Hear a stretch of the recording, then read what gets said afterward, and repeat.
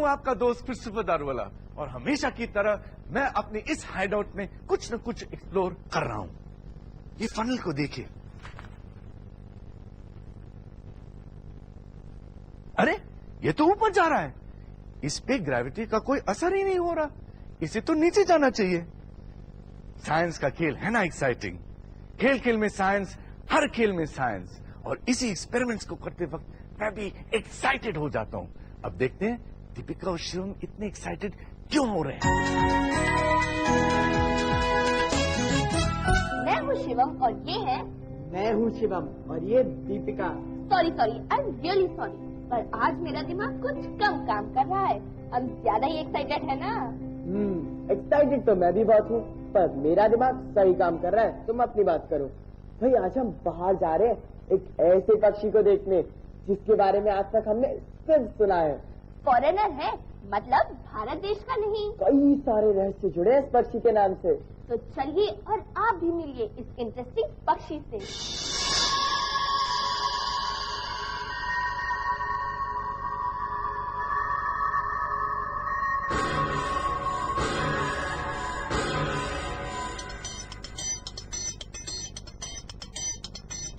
Birds मतलब उड़ान, आसमान की ऊंचाइयों में उड़ान। लेकिन कुछ पक्षी ऐसे हैं जो उड़ नहीं सकते।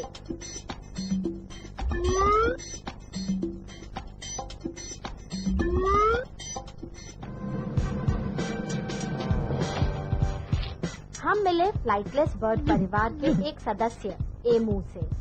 ऑस्ट्रेलिया का ये पक्षी काफी ऊंचा है। शरीर पर फेदर्स हैं, पर बेजान लटके रहते हैं।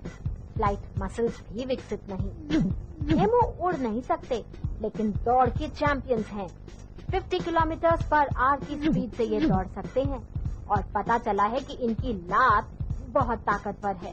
हम जैसों की हड्डी पसली तोड़ दे, लेकिन ये ना देखने को मिले तो ही अच्छा है। मजेदार बात यह है कि एमू उल्टा नहीं चल सकते, सिर्फ आगे पीछे नहीं। ये प्री हिस्टोरिक बर्ड्स हैं, मतलब सदियों पहले इस धरती पर आ चुकी थी ये। पर हैं, पर उड़ नहीं सकते। पर हैं, पर के मसल्स नहीं। पर हैं, पर का कोई फायदा ही नहीं। पर क्या कर रही हो? प्लीज बोर मत करो। आप भाई मुझे तो इमूज बड़े फैसिनेटिंग लगे, पर मैं ये क्या पर अरे मैं उस पर की बात नहीं कर रहा, मैं बात कर रहा हूँ विंग्स की। पर ज्यादातर बर्ड्स तो फ्लाइट एक्सपर्ट्स होते हैं। बर्ड से इंस्पायर होकर ही तो एरोप्लेन्स बने। वैसे शिवम, तुम्हारा एरोप्लेन मतलब पेपर प्लेन कितनी दूर उड़ता है? अरे नापा तो नहीं है, लेकिन एक बात कॉन्फिडेंस के साथ कह सकता हूँ, तुम्हारे प्लेन से तो अच्छा होगा। सोच लो बच्चों। अरे इसमें सोचने वाली क्या बात है? इन सब मामलों में तो गर्ल्स आ गर्ल्स। तो हो ही जाए पेपर प्लेन फ्लाइट चैंपियनशिप। वैसे गर्ल्स की इज्जत का सवाल जो है। बड़े कॉन्फिडेंट लग रहे हो, तो हो जाए। दोनों तरफ जोश। गर्ल्स और बॉयज के बीच पेपर प्लेन फ्लाइट कंपटीशन।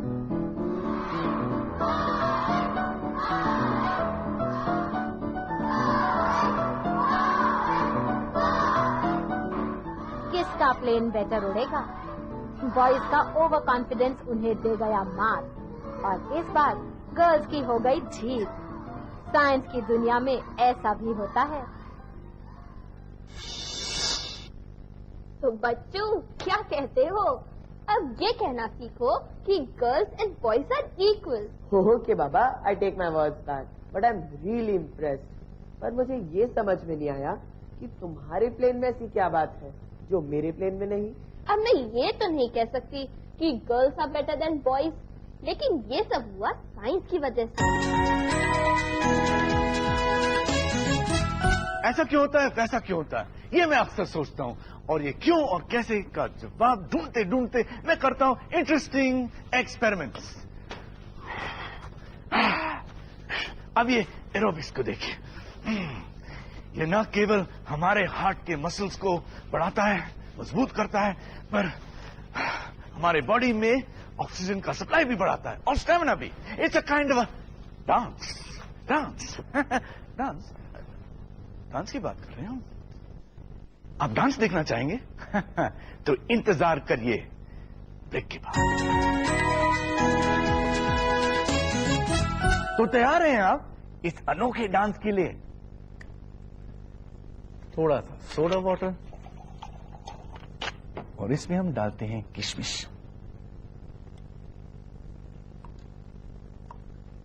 अरे ये तो डांस कर रही हैं।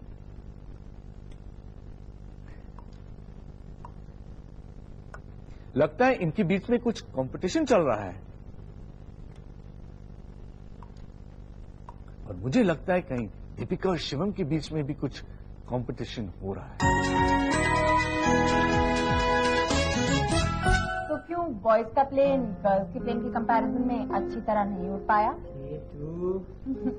वजह है ये क्या है? इसी में तो छुपा है फ्लाइट का साइंटिफिक प्रिंसिपल। इसमें देखो मैं समझाती हूँ। एक पेपर की स्ट्रिप लेते हैं और उसे इस किताब में डालते हैं इस तरह। अभी मैं इसमें फूंक मारती हूँ, ध्यान से देखना। हाँ, अरे ये तो ऊपर आ रहा है। और इसी में छुपा है फ्लाइट का साइंटिफिक प्रिंसिपल। अभी तुम ट्राई करो। केटू आप क्या कह रही हैं? मेरे तो कुछ समझ में नहीं आ रहा। दीपिका देखो, फ्लाइट का साइंटिफिक प्रिंसिपल निर्भर है इसकी शेप में, यानी आकार में, और इसी आकार को हम कहते हैं एरोफॉइल, जिसकी वजह से चिड़िया से लेकर जेट प्लेन तक आसमान में उड़ पाते हैं। तो यानी ये एरोफॉइल शेप ना होता तो हम फ्लाइट नहीं कर सकते? अभी तुम देखो। उड़ने की बात हो और हम उड़े नहीं, ऐसा ही होता है में ऐसा नहीं होता।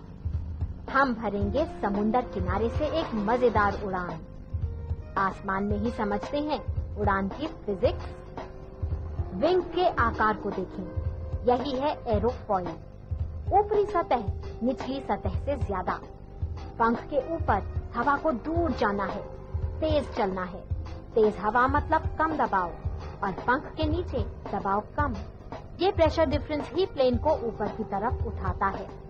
अब प्लेन का किताब में रखे कागज से क्या संबंध? संबंध है फिजिक्स का नियम कि फ्लूइड की तेज गति कम दबाव पैदा करती है। यही नियम कागज को ऊपर उठाता है और प्लेन को भी उड़ाता है। आकार है एरोफॉइल। टेक ऑफ के लिए विमान बहुत तेज चलता है। जितनी अधिक गति उतना प्रेशर डिफरेंस, उतना अधिक लिफ्ट। उड़ान के समय विमान पर होते हैं 4 बल। ग्रेविटी या वेट जो नीचे खींचता है, लिफ्ट फोर्स जो ऊपर उठाता है। लिफ्ट को वेट से ज्यादा होना चाहिए। हवा की रेजिस्टेंस या पीछे खींचने वाला ड्रैग, और चौथा बल है थ्रस्ट जो ड्रैग से उल्टा है। थ्रस्ट विमान को आगे बढ़ाता है। ज्यादा लिफ्ट और थ्रस्ट हो तो विमान उड़कर आगे बढ़ता है। और अब बनाते हैं अपने लिए एक एरोफॉइल। एरोफॉइल जिसकी ऊपरी सतह कर्व्ड हो। थोड़ा सा सामान जो घर में मिल जाता है।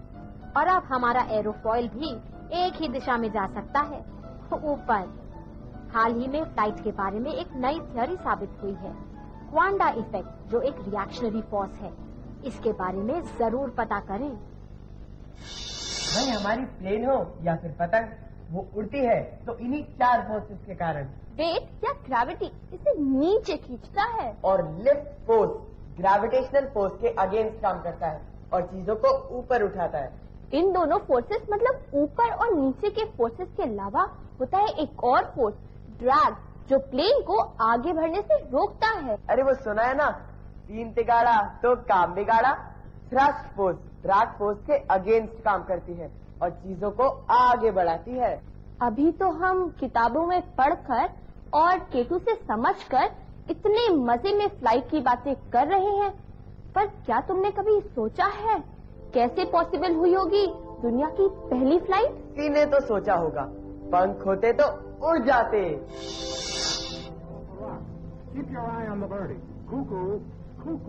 पक्षी पंख फड़फड़ाकर उड़ सकते हैं तो हम क्यों नहीं?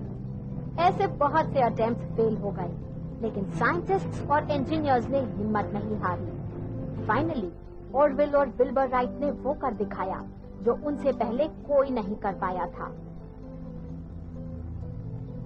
पहली उड़ान पूरे 21 सेकंड की थी और दूरी 37 मीटर। वेल सोचो, अगर हम होते राइट ब्रदर्स, तुम होती ऑर्विल राइट और मैं होता विल्बर राइट, तो क्या तुम मुझे पहली बार उड़ान भरने देती, यानी तुम जमीन पर और मैं आसमान में। नो वे, मैं तो तुमसे झगड़ा करती। पर राइट ब्रदर्स समझदार थे, उन्होंने किया टॉस। रियली? और टॉस में बिल्बर जीत गए और उन्होंने पहली उड़ान भरी। बिल्बर नहीं, ऑर्विल ने उड़ाई थी पहली फ्लाइट। हाँ, वो इसलिए क्योंकि पहला ट्रायल फेल हो गया था। ऑब्वियसली सेकंड चांस मिला बिल्बर को। वैसे प्लेन में कोई भी बैठा हो, क्रेडिट तो दोनों को ही जाता है। वैसे शिवम, क्या तुमने कभी बर्ड्स के पंखों को माइन्यूटली स्टडी किया है? किया तो है, पर इतनी अच्छे से नहीं कि उस पर फ्लाइट के प्रिंसिपल से अप्लाई कर सकूं। नो प्रॉब्लम, तो अब कर लेते हैं। पक्षी अपने पंखों को हिलाकर हवा को नीचे धक्का देते हैं। इससे एक विपरीत बल पैदा होता है, लिफ्ट, जो पक्षी को ऊपर उठाता है। पक्षियों के पंखों को ध्यान से देखा है, एरोफॉइल शेप ही नजर आएगी, साथ में एक स्ट्रीमलाइंड बॉडी, एक ऐसा आकार जो ड्रैग को कम कर सके, हवा को काटकर पक्षी को आगे बढ़ा सके। चील जैसे पक्षी पंख हिलाए बिना काफी देर तक आसमान में ग्लाइड करते रहते हैं। ये पक्षी उड़ान भर के थर्मल्स ढूंढते हैं। थर्मल्स मतलब ऊपर उठने वाले गर्म हवा के झोंके। ये गर्म हवा ग्लाइडर्स को घंटों आसमान में उड़ा सकती है, फिर वो पक्षी हो या एडवेंचर स्पोर्ट्स लवर्स के पैराग्लाइडर्स।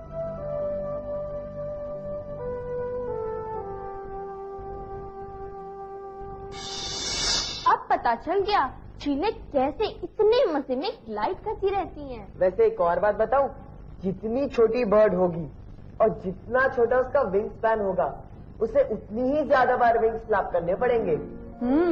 बर्ड की बातें अभी तक चल रही हैं। अच्छा एक बात बताओ, गीज हमेशा माइग्रेट करते वक्त वी फॉर्मेशन में क्यों उड़ती हैं? क्योंकि वो एस नहीं बना सकती। जोक अच्छा था, लेकिन असली साइंस कुछ और है। अगर बर्ड्स एस शेप फॉर्मेशन नहीं बना पाते तो क्या हुआ? उनकी कलर विजन बहुत ही अच्छी होती है। Colour, why don't we play with some colours? Grape juice, bicarbonate of soda, pinkish, vinegar. Wow. Purplish. ये केमिकल रिएक्शंस जितने मजेदार होते हैं उतने ही इंपॉर्टेंट भी। मैं कुछ और इन्वेस्टिगेशंस करता हूं, तब तक आप लीजिए एक छोटा सा ब्रेक। मैं अपने हाथों से गिफ्ट रैपिंग पेपर बनाने जा रहा हूं, अपने मनपसंद कलर्स के साथ। अपने हाथों की बनाई हुई चीज का मजा कुछ और ही है। थोड़ा सा ब्लू पेंट,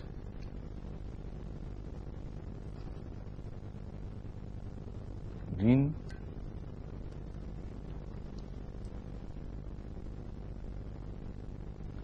रेड और येलो।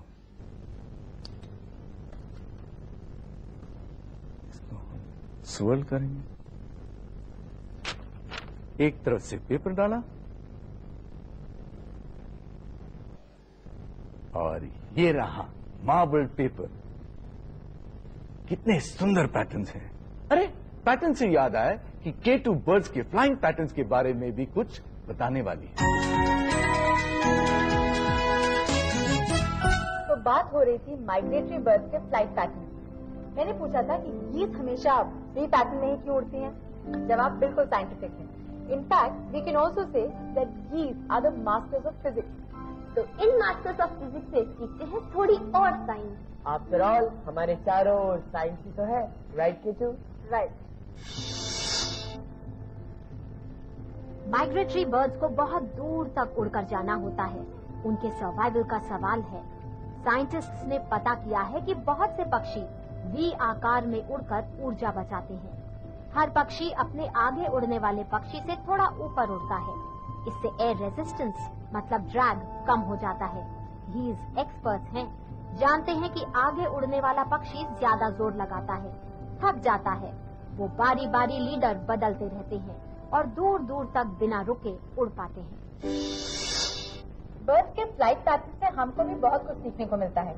क्या आपको पता है कि फाइटर प्लेन्स को आज भी रिफॉर्मेशन में ही उड़ाया जाता है? और दीपिका, कुछ पूछना चाहती हो तो पूछ लो। पूछ लो, वरना तुम्हारे पेट में दर्द हो जाएगा। तुम मेरी चिंता छोड़ो। ये तू, मैं उतनी देर से इन बलून को देख रही हूँ। ये हवा में उड़ रहे हैं, पर इनमें तो कोई एरोफॉइल शेप दिखाई नहीं दे रहा। You're right. इन बलून्स को फ्लोट करने के लिए एरोफॉइल शेप की जरूरत ही नहीं है, क्योंकि ये हल्के हैं, हवा से भी हल्के, lighter than air. Gas balloons में भरी होती है हीलियम या हाइड्रोजन गैस। ये दोनों गैसेस हवा से हल्की हैं। सिंपल फिजिक्स है। गुब्बारे की गैस का घनत्व या उसकी डेंसिटी आसपास की हवा की डेंसिटी से कम है। बॉयंसी के नियम पर वो ऊपर उठता है और हवा में फ्लोट करता है। अब मैं तुम दोनों से एक सवाल पूछती हूँ। मान लो कि ना तो हमारे पास हाइड्रोजन है और ना ही हीलियम, मतलब कि कोई भी ऐसी गैस नहीं जो हवा से हल्की हो। फिर भी क्या तुम अपने इस बलून को हवा में तैरा सकते हो? कोई ऐसी गैस नहीं जो हवा से हल्की है। फिर भी हाँ, अगर हम बलून के अंदर की गैस को गर्म कर दें तो उसकी डेंसिटी कम हो जाएगी और वो बलून को हवा में उड़ा देगी। Is it hot air ballooning? Absolutely right. और अब यही हॉट एयर बलून हम बनाएंगे, देखें।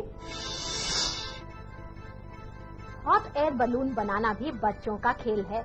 हेल्प लेते हैं कुछ बुक्स की और सबसे पहले बनाते हैं बलून। पंखुड़ी के आकार की इन पट्टियों को जोड़कर तैयार करनी है एक ऐसी छतरी जैसी थैली जिसका मुंह खुला हो। नीचे बांध देते हैं धागे और थोड़ा सा वजन अपने बलून को स्टेबल बनाने के लिए। गर्म हवा मिल जाएगी मम्मी के हेयर ड्रायर से। तो देखते हैं अपने हॉट एयर बलून का टेक ऑफ।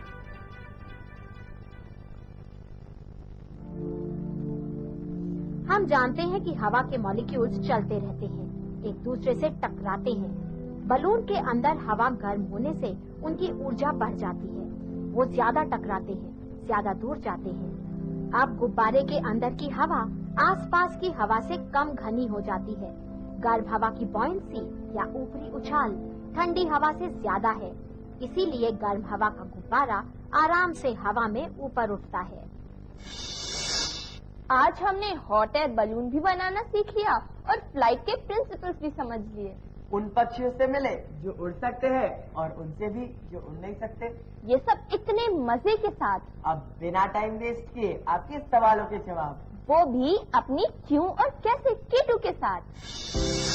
फ्रेंड्स, आपके ढेर सारे खत हमें लगातार मिल रहे हैं और हमें पता चल रहा है कि आपकी क्यूरियोसिटी काफी बढ़ रही है। साइंस में भी खूब मजा आ रहा है। गुड। एक ऐसा ही मजेदार सवाल पूछा है हमारे एक दोस्त ने। पूछते हैं कि केचुए यानी अर्थवर्म इतने सॉफ्ट और स्क्विशी होने के बावजूद सख्त मिट्टी के अंदर कैसे घुस जाते हैं? जवाब शायद आपको भी हैरान कर दे।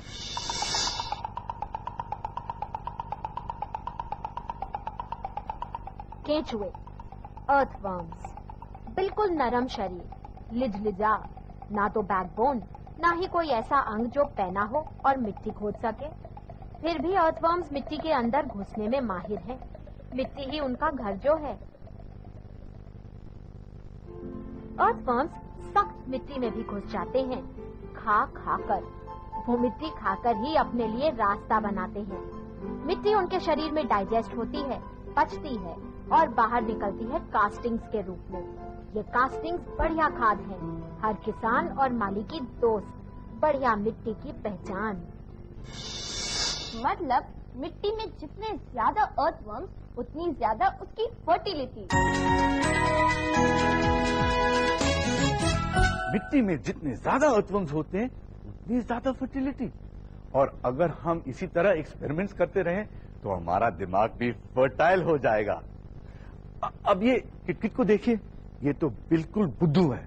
हर दिन टट्टर करता रहता है और खाने के पीछे भागता रहता है। जब तक मैं इसे पढ़ाऊंगा आप सुनिए हमारे अक्लमंद पिट पिट की दो बातें। चल।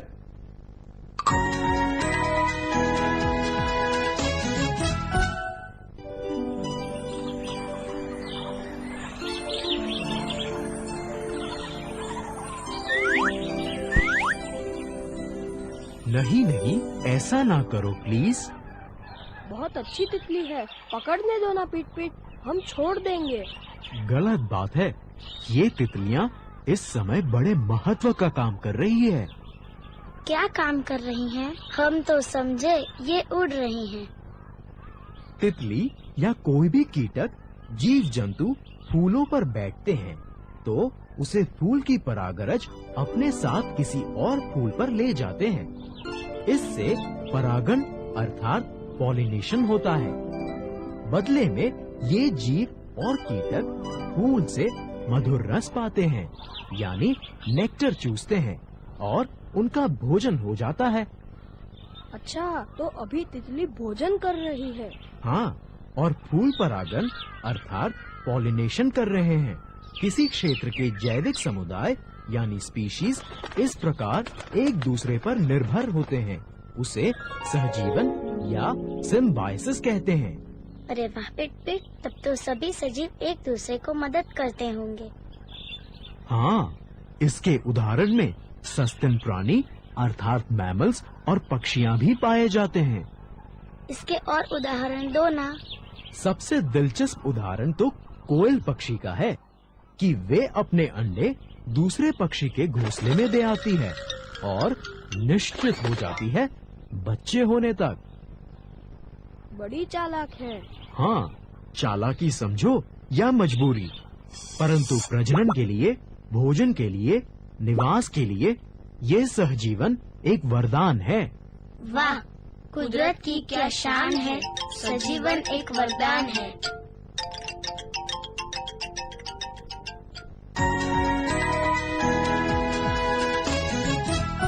आज के प्रोग्राम में जो कुछ भी आपने सीखा, share it with your friends, क्योंकि शेयरिंग से ही नॉलेज बढ़ती है। आज मैं किट को पढ़ाऊंगा। A for ant, B for butterfly, C for caterpillar. अरे हाँ, और आज के प्रोग्राम में जो कुछ भी आपने देखा उसके बारे में अगर आपको ज्यादा जानकारी चाहिए, then write to us at. ऐसा ही होता है 3183 DECU ISRO SAC campus, Ambawadi Vistar post office, Ahmedabad 380015। Email ah3@ssc.isro.gov.in। आपके ढेर सारे पत्रों के लिए बहुत बहुत धन्यवाद। आप ऐसे ही हमें लिखते रहिए, आपके पत्रों के जवाब हम जरूर देंगे। एस को फ्रॉगी।